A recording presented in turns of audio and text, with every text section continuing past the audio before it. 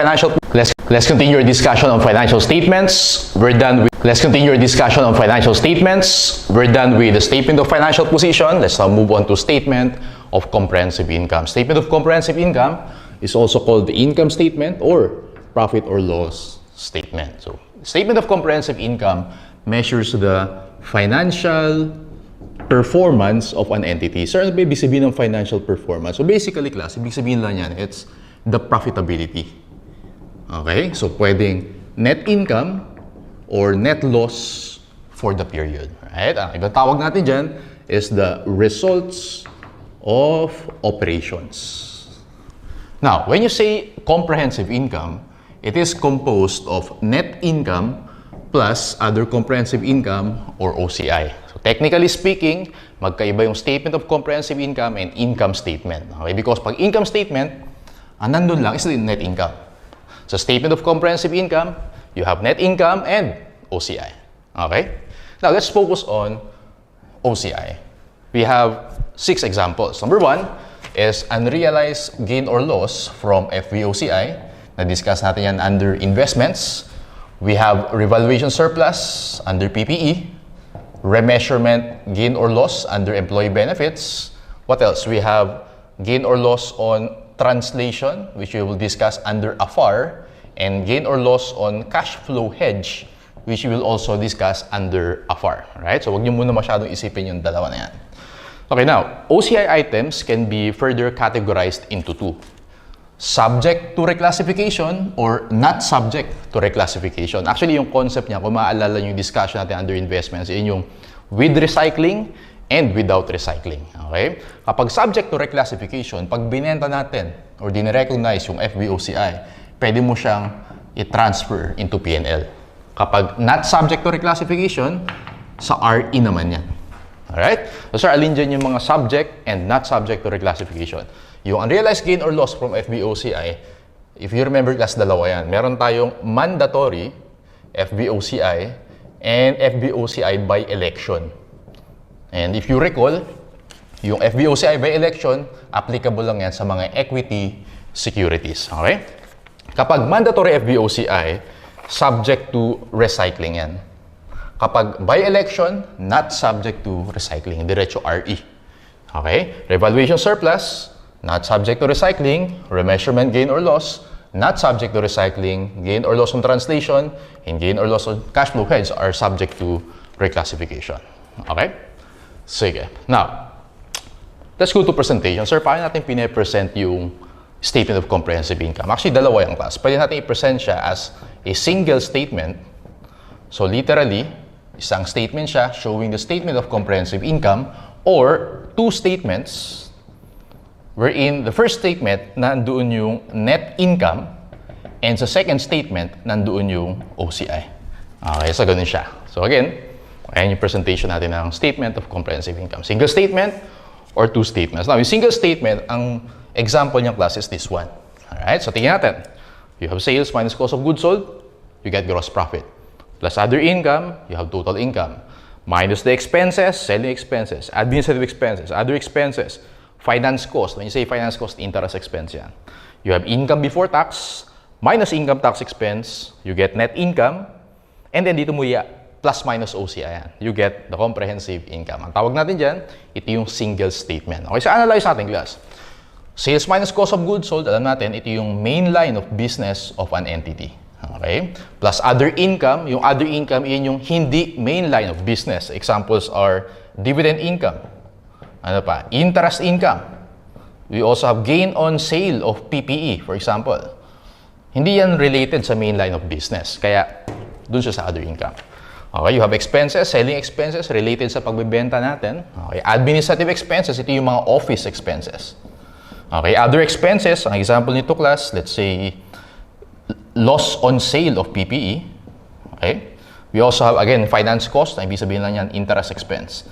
Because in PAS 1, required tayo na i-present yung interest expense and income tax expense separately. And then we have net income, plus minus OCI, syempre, depende kung gain or loss, you get the comprehensive income.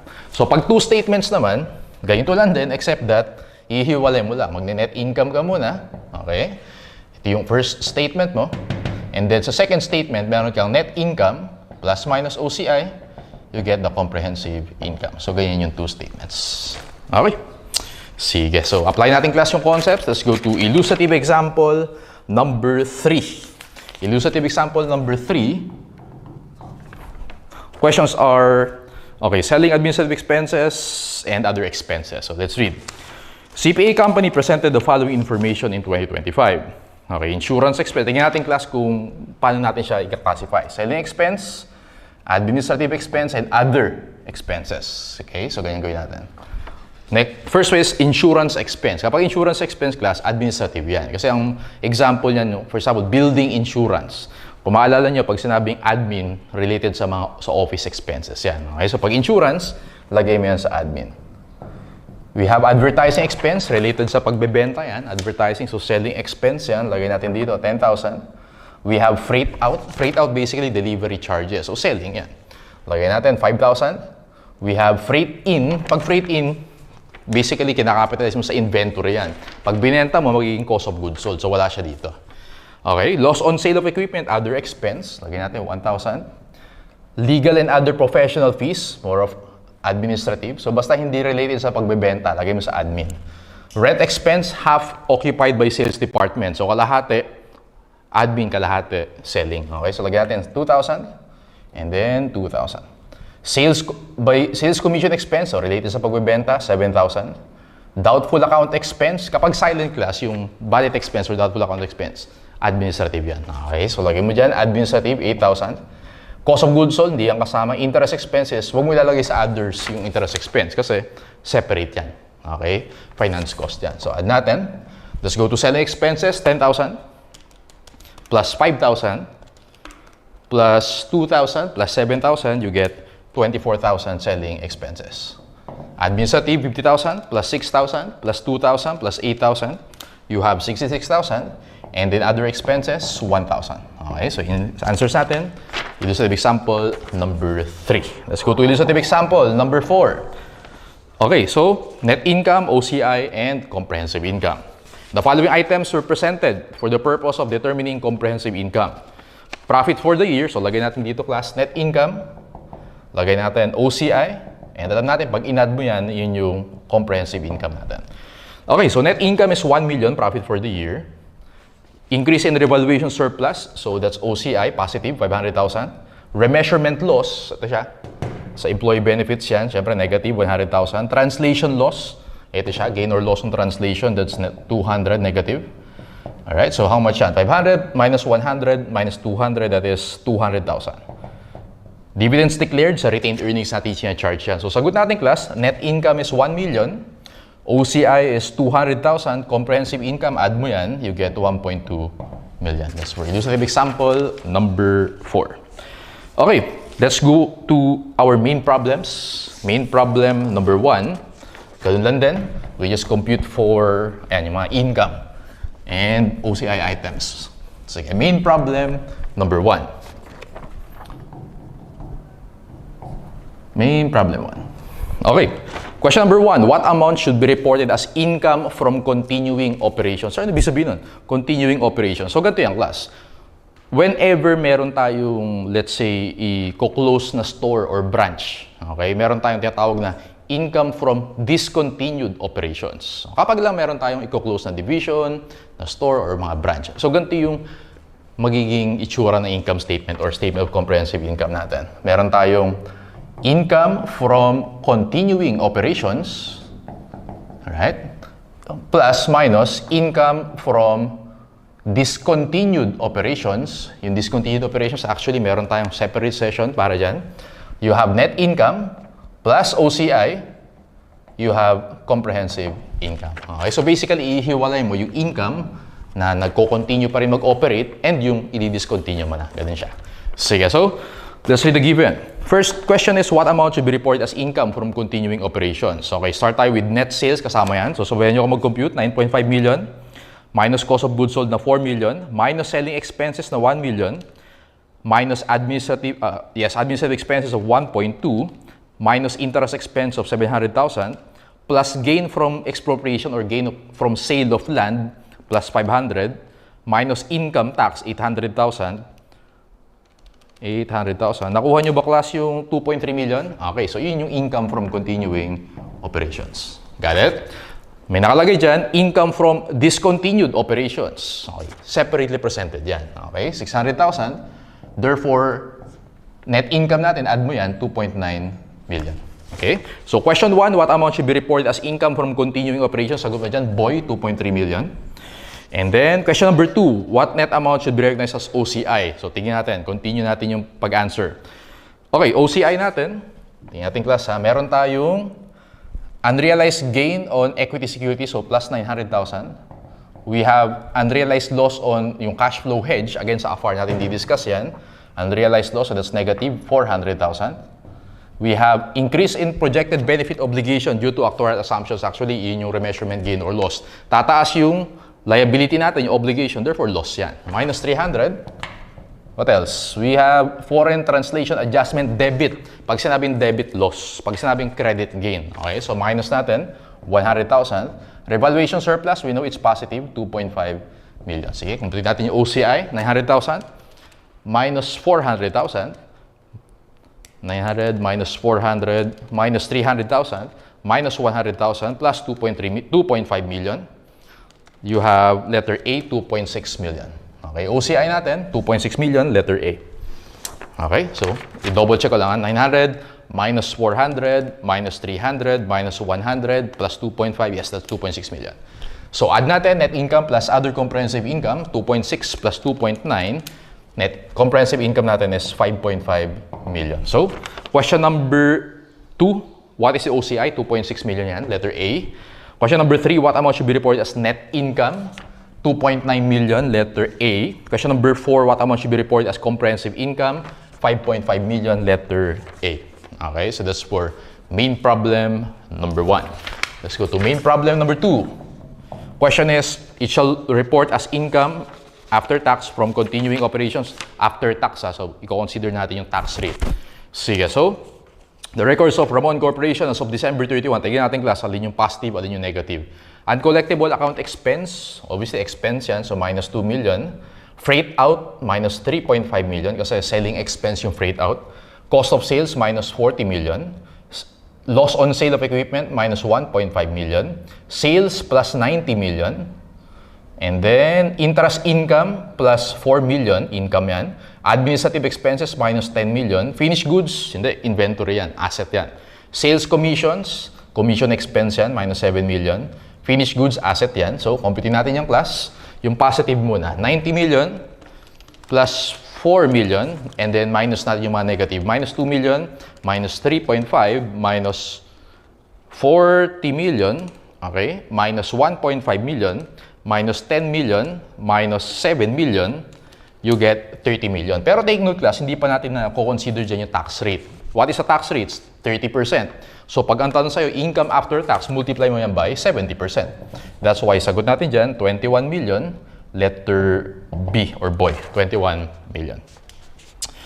Let's go to main problem number 3. How much is the comprehensive income? Alam natin, pag comprehensive income, kasama yung net income and OCI. O, sige class. The trial balances of margin company includes the following income and expenses for the current year. Sabayan nyo ako mag-compute. Sige, so we have dividend income, so that's plus 9.2 million. Distribution income from trusts, income yan, so plus 500,000. Interest income, so plus din yan, 700. Income from bank treasury bills, plus 400. Unrealized gain, OCI, kasama ba yan? Yes, kasi comprehensive income yung tanong. Plus 400,000. Income from dealing in securities and derivatives held for trading, FBPL, again, plus 600,000. Write-down of securities and derivatives held for trading, loss naman yan kasi write-down, minus 150,000. Other income, plus 250. Finance cost or interest expense yan, minus 300. Administrative staff, minus 3.8 million. Sundry administrative costs or administrative expenses, minus 1.2 million. Income tax expense, minus 1.7 million. So, lahat kinonsider natin, class, kasi ang tanong is comprehensive income. So, net income and OCI. Sagot natin dyan, class, 4.9 ako, dapat 4.6. Isa pa, 9.2 million plus 500,000 plus 700,000 plus 100 plus 400 plus 600 minus 150 plus 250 minus 300 minus 3.8 minus 1.2 minus 1.7, sagot natin is 4.6 million. Main problem number 3, 4.6 million, letter B or boy. Okay, so ganoon lang din for main problem number 4. This one, T account naman gagamitin natin. Main problem number 4, sabi diyang class, the net income for 2021 is, okay, so tingnan natin yung given. Selected information are as follows. Meron tayong cash balance, merong AR, collection, stockholders equity, January 1, total assets January 1, total assets December 31, okay, total liabilities, and so on and so forth. Ang tanong sa atin is net income for 2021. So, ganito ko siya class sinol. Gumamit ako ng accounting equation na assets equal to liabilities plus equity as of December 31, okay?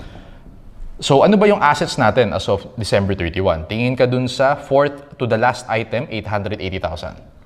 Okay? Yung liabilities natin, December 31, nasa last item, 390,000. Yung equity, hindi siya given class. Pero alam natin, dapat balance yung equation na yan.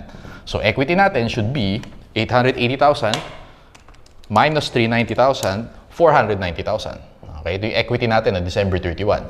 Kung gagawa ka ng T account for equity, okay? So, meron tayong beginning. Given yung beginning, andun siya sa fourth item. Nakita mo yung 380,000? Okay? So, 380,000. And then, ending natin is 490. Ano ba yung nakakapag-increase ng equity? Net income. So, 490 minus 380, answer mo dyan class, 110,000, letter C. Yun yung net income natin. T account lang ginamit ko dyan. Sige. Numbers 5 and 6, actually related yan sa cost accounting. No? So, I think naaral na rin natin yan sa FAR and MS. So, konting review na lang. Basically, ang tanong dito is cost of goods manufactured. Applicable yan sa mga manufacturing companies. Okay? So, pag manufacturing companies, we know na meron tayong raw materials, work in process, and finished goods. TT account tayo kapag ganito yung question. Right?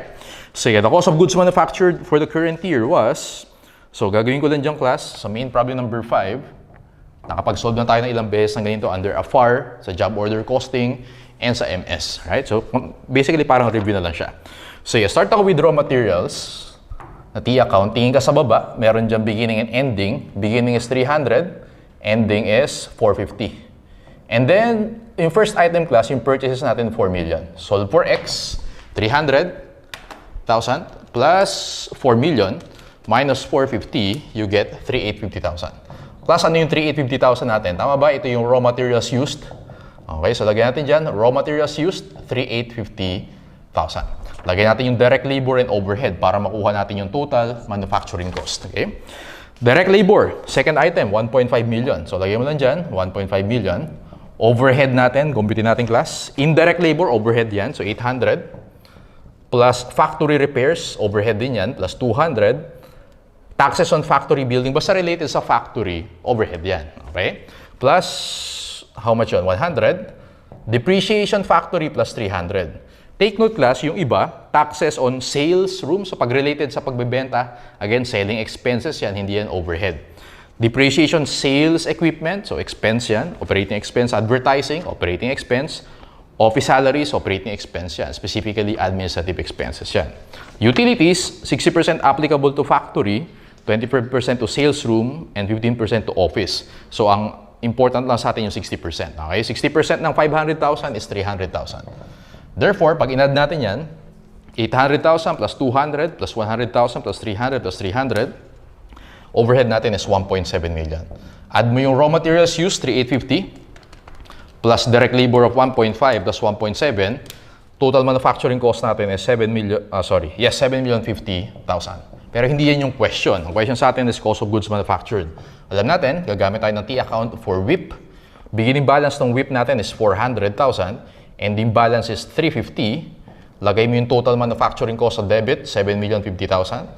Solve for X, 400,000 plus 7,050,000 minus 350,000, you get 7.1 million. Sagot natin class, cost of goods manufactured, 7.1 million, letter C. Okay? And then, pag ang tanong naman sa'yo, sino yung sagot na? Pag ang tanong sa'yo is cost of goods sold, T account ka naman ng finished goods. Finished goods beginning, 500. Finished goods ending, 700. And then, yung cost of goods manufactured, lagay mo sa debit, 7.1 million. Solve for X, 7.1 plus 500 minus 700, you get 6.9 million. Kapag ang tanong, cost of goods sold, A yung sagot mo, 6.9 million. Pero ang tanong is cost of goods manufactured. Final answer, 7.1 million, letter C. Okay, so last one for statement of comprehensive income. Ganun pa rin. Okay, so meron tayong T accounts. Katulad lang din ng main problem number 5. So main problem number 6. First question, total manufacturing cost. Pag sinabi mong total manufacturing cost, raw materials used plus direct labor plus overhead, and the cost of goods sold. Alright? So, gagawin ko diyang class, gawa tayo ng T account, increase in raw materials daw, merong WIP, may decrease in finished goods. So, doon tayo sa raw materials, WIP, and finished goods. Doon tayo sa increase in raw materials. From 0, naging 14,000. Increase daw eh. Work in process, from 0, naging 24,000. Finished goods, decrease naman. From 33,500, naging 0. Ang gano'n naman siya. Okay. So, raw materials purchased, 150,000. Lagay mo siya dito sa debit. Sold for X. Okay. Raw materials used natin, 150,000 minus 14,000, 136,000. Okay. So, raw materials used, 150 kulang pa pala yan. No? Yung raw materials purchased na 150, punta ka doon class sa baba. Fourth to the last item. Okay. Fourth item, nakita mo yung freight in? Okay. Freight in na 4,000, nakita mo yun? Di ba capitalizable sa inventory yan? Okay, so isama natin dito. Instead of 150, 154 yan. Isama mo yung freight in. Okay? So it means 154 minus 14, raw materials used natin is actually 140,000. Okay, sinama na natin yung freight in. 140,000. Okay, so we have direct labor. Tingnan natin, dun sa second item, direct labor is 60,000. Sama natin yan. And then, overhead, let's see kung ano yung mga nasa overhead. Indirect factory labor, yes, kasama yan, 30,000. Plus, taxes and depreciation on factory building, kasama yan, 10,000. Taxes and depreciation on sales, hindi, operating expense yan. Freight out, hindi, selling expense din yan, operating expense. Freight in, na-consider na natin. Sales salaries, hindi rin. Office salaries, hindi. Utilities, na 60% to factory, kasama yan. 25,000 times 0.6, 15,000 plus 15. So, meron tayong 30 plus 10, that's 40 plus 15, that's 55. Add natin 55,000. Okay? So, 140,000 raw materials used plus 60,000 direct labor plus 55,000 overhead, 255,000. This is our total manufacturing cost. Answer mo sa question number 1, letter A, 255,000. Cost of goods sold. So, ang gawin natin, 255,000, lagay mo yan sa WIP natin. Sold for X. 255 minus 24,000. You have 231,000. 231,000, ang tawag natin dyan, cost of goods manufactured. COGM. Okay? Pero hindi yan yung question. Ang tanong sa ating class is cost of goods sold. So, finished goods tayo. Finished goods pala, nasa debit dapat yan. So, because inventory yan. 33,500, naging 0. Okay? So, 231,000, lagay mo yan sa debit. Sold for X. Okay? So, 231,000 plus 33,500. Cost of goods sold natin is letter C, 264,500. Question number 2, letter C, 264,500. Okay. That's the last problem for statement of comprehensive income. Let's answer the related theory questions. Let's go to number 7. Number 7. Okay. Number 7 is the major elements of the income statement are, actually, sagot mo dyan class letter A. No? So, revenues, expenses, gains, and losses. Ito siya. Yung sales natin ay yung revenues, basically. Okay? Expenses, ito siya. Yung gains, yung other income. Losses natin is yung other expenses. Alright? So, letter A. PS1, number 8, refers to this all changes in equity other than introduction and return of capital to owners. Yan yung definition talaga ng total comprehensive income. Letter D for number 8. Okay? So, all changes in equity, except daw yung return of capital. Ibig sabihin, except yung mga dividends, yung mga liquidating capital. Okay, so comprehensive income yan. Number 9, if the classification of expenses by function method is used for presentation, additional information, the following items must be disclosed. Okay, so quickly, didiscuss ko lang class. No? Sa presentation ng expenses natin, tandaan nyo, ito, expenses na yan. May dalawa yan na allowed na format. Okay? Meron tayong tinatawag na functional presentation and natural presentation. Sir, ano yung functional presentation? Ito yun. Ito yung functional presentation, yung pinakita kong example sa inyo kanina. Okay? Yung mga functions dyan, for example, yung mga major functions, cost of goods sold, alright? Selling expenses, administrative expenses, other expenses. Para ma-differentiate mo ang ibig sabihin ng functional and natural, tandaan mo class, pag functional, naka-group yan. Naka-group, okay? By group. When you say natural naman, class, specific items yan. Okay? Naka-breakdown, so broken down. Ganito yan. Again, ito na yung functional presentation. Para ma-imagine niyo yung natural presentation, ganito yan. Again, specific siya. So, nakalagay dyan, naka-enumerate lahat ng types of expenses natin. For example, depreciation expense, okay? We have rent expense, salaries expense, utilities expense, and so on and so forth. Iyon yung natural presentation. Naka-specify yung mga items. While yung functional presentation, for example, class, yung depreciation expense natin, wala kang makikita depreciation expense dito. Okay? Kasi yung ibang depreciation expense, nandun sa cost of goods sold, yung mga inventoriable. Yung ibang depreciation expense, nandun sa selling expenses, yung iba naman nandun sa administrative expenses. Ganun yung functional method. Okay? Pag natural, yung depreciation expense na ipe-present mo, 100%. Okay? Unlike yung functional na naka-group siya according to functions yung depreciation expense mo. Gets? Ulitin ko. Pag functional, yung alam natin, yung pinakita ko kanina. Pag natural, naka-specify lahat ng expenses natin. Okay, so that's why for number 17, sorry, hindi pala 17, number 9, okay, if the classification expenses by function method, ito, is used for presentation of an income statement, additional information on the following items must be disclosed. Kapag nag-functional method ka, i-disclose mo yung natural method. Okay? Ganun yung requirement ng PAS1. Well, expenses yung pinag-uusapan natin. A, revenue, hindi naman expense yan. Gains, hindi. Gains on revaluation, hindi. Depreciation and amortization, yun yung expense na kailangan natin i-further disclose. Number 9 is letter D. Okay, number 10, if expense accounts in the income statement are not presented according to functions, they may be presented using natural presentation. It's either functional or natural. Letter C for number 10. Number 11, PAS1 requires the allocation of profits or loss for the period between or among. Actually, ito, di-discuss natin to sa AFAR, sa business combination, but basically, class, pag may net income ka, okay, may concept tayo ng parent and subsidiary dito sa business combination. Kailangan mong ihiwalay yan, presentation yan. So, yung profit or loss attributable to owner of the parent, ihiwalay yan. And then, yung third, ihiwalay mo din. Profit or loss attributable to non-controlling interest. Ganito kasi yung class.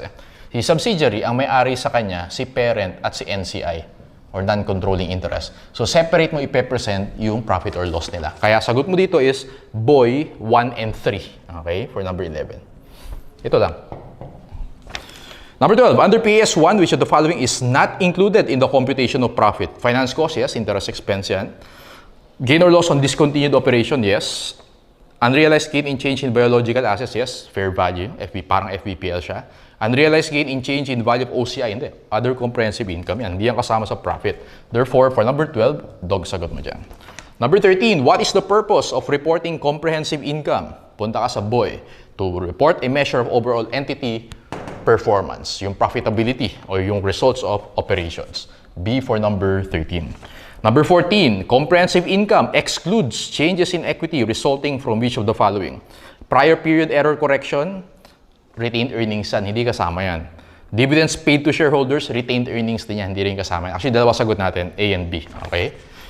For number 14, A and B. Pero sa answer key ko, B talaga, boy. Okay? Pero pareho yan actually, hindi yan kasama sa comprehensive income. Letter C, loss from discontinued operations, yes. Unrealized loss in FVOCI, yes, kasi OCI yan. Kasama yan sa comprehensive income. Alright? So, A and B yung sagot natin.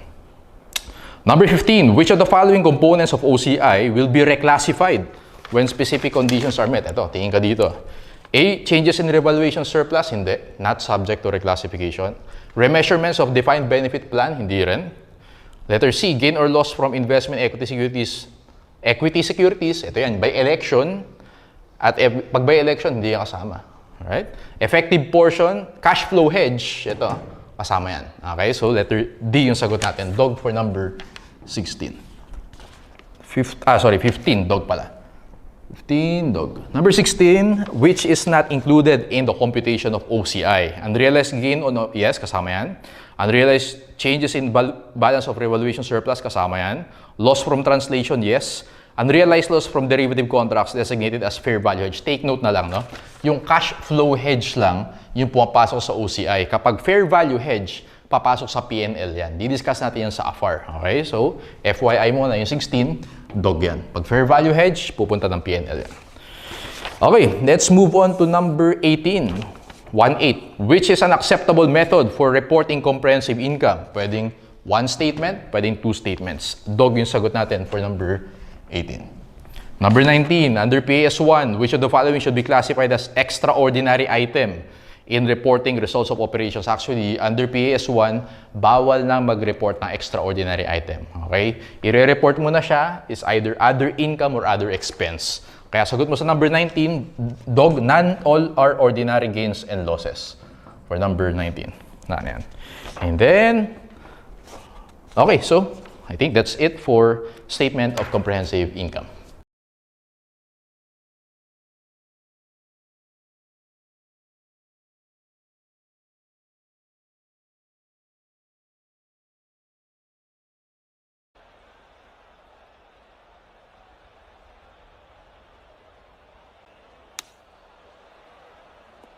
Nah, I hit them.